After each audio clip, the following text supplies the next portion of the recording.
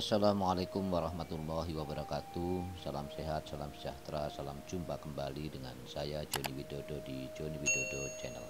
Pada video kali ini saya ingin mengajak sahabatku semua untuk belajar dari kisah Lena Maria dan Nick Vujicic. Masalah seringkali muncul karena kita berusaha memperoleh apa yang belum ada dengan mengabaikan apa yang sudah ada. Keadaan ini menjadi semakin sulit ketika kita tidak mampu bersyukur atas apa yang telah kita miliki dan justru mengeluhkan apa yang tidak kita miliki. Pernahkah kita berusaha menghitung harta kekayaan yang kita miliki secara pribadi? Kita punya tangan, kaki, mata, pikiran, telinga, dan tubuh yang kuat. Bukankah semua itu adalah modal yang berharga untuk menjalani hidup dan kehidupan yang baik? Tidak malukah kita dengan Lena Maria dan Nick Vujicic yang terlahir dengan kondisi tubuh yang tak sempurna, tapi keduanya menunjukkan kepada dunia bahwa semua ciptaan Allah, Tuhan yang Maha Sempurna, itu pun sempurna. Lena Maria adalah contoh yang luar biasa mengenai kemampuan untuk bersyukur atas apa yang dimilikinya dan apa yang tidak dimilikinya. Terlahir tanpa kedua lengan dan kaki kiri yang lebih kecil dari kaki kanan bukanlah alasan baginya untuk mengasihani diri sendiri. Dengan berbagai keterbatasan itu, Lena Maria justru tampil prima mengalahkan yang sempurna dan syarat dengan prestasi yang membanggakan. Begitupun dengan Nick Vujicic. Nick Vujicic juga merupakan contoh yang luar biasa yang mampu menerima kondisi dirinya setelah sempat mau mengakhiri hidup karena sering mendapatkan perlakuan yang tidak menyenangkan dari teman-temannya. Tapi berkat dorongan dari kedua orang tuanya, Nick yang terlahir tanpa lengan dan kaki itu kemudian bangkit. Dan dengan kerja keras tanpa kenal menyerah di tengah segala keterbatasannya, akhirnya Nick Vujicic mampu menjadi inspirator dan motivator, serta tampil prima mengalahkan yang semula menghinanya dengan prestasi yang membanggakan. Lalu bagaimana dengan pengasuhan Lena Maria? Kedua orang tua Lena Maria membesarkannya dengan penuh kebanggaan dan kasih sayang. Mereka tidak malu untuk memperkenalkan anak mereka ke lingkungan tempat tinggal dan teman-teman mereka. Banyak kerabat yang salut kepada keteguhan dan kegigihan mereka, bahkan memberikan semangat serta dukungan bagi mereka. Hal inilah yang menjadikan Lena Maria tumbuh menjadi sosok yang mandiri, penuh keyakinan dan kepercayaan diri.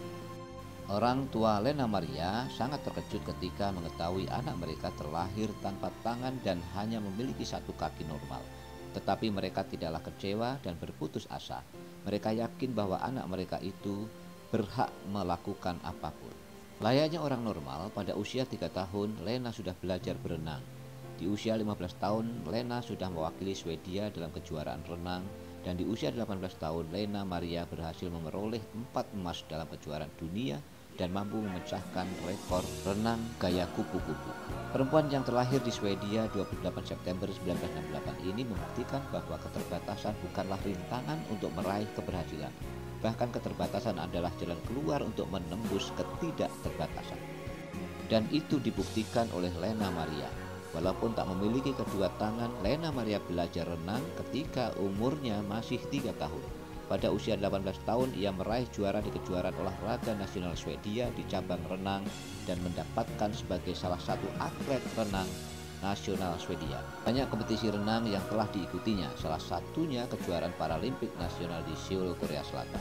Saat ini Lena telah berhenti menjadi atlet nasional dan memulai karirnya di bidang seni.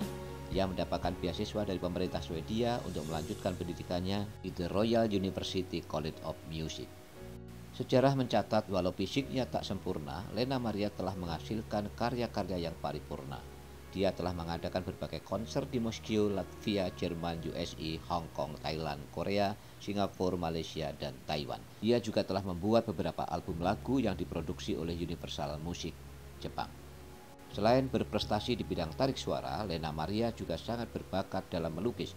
Ia melukis menggunakan mulut dan kakinya. Pada tahun 1996, Lena Maria meluncurkan sebuah buku yang mengisahkan tentang hidupnya yang berjudul Footnote. I prefer to rejoice what I can do, not more what I cannot, kata Lena Maria saat itu.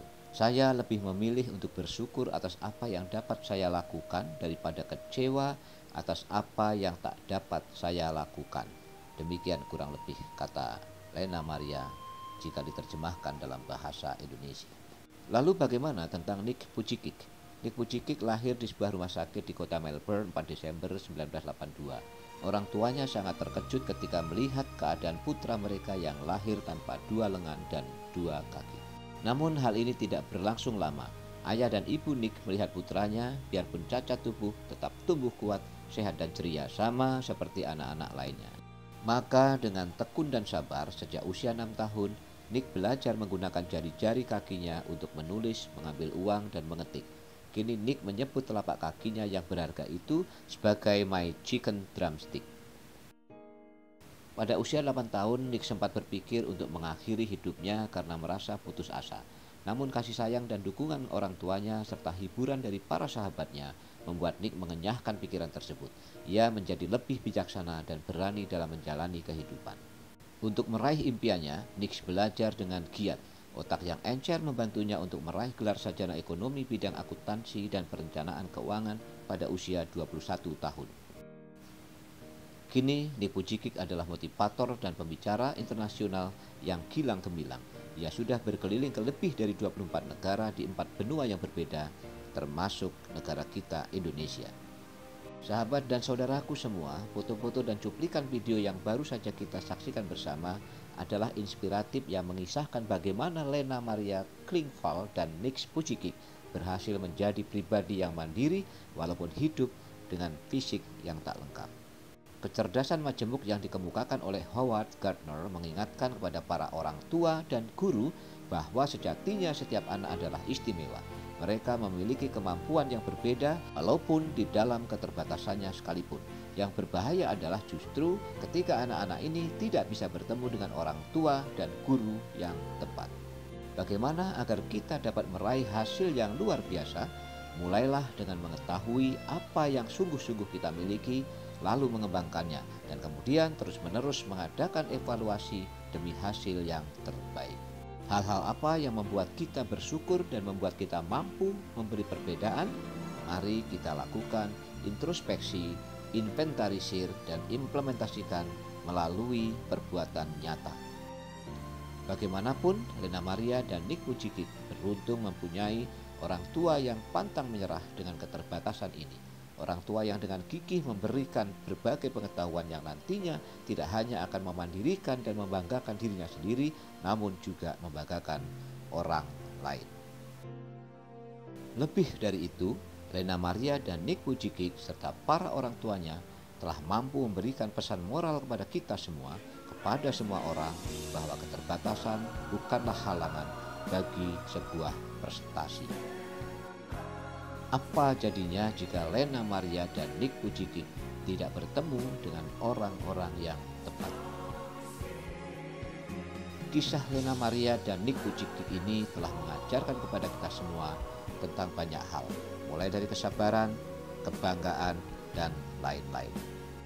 Sahabat dan saudaraku, belum terlambat bagi kita para orang tua, masih ada waktu untuk memperbaiki diri, untuk menjadi orang tua dan guru yang tepat bagi anak-anak kita. Terima kasih sudah menonton, sampai jumpa di video-video saya berikutnya. Salam.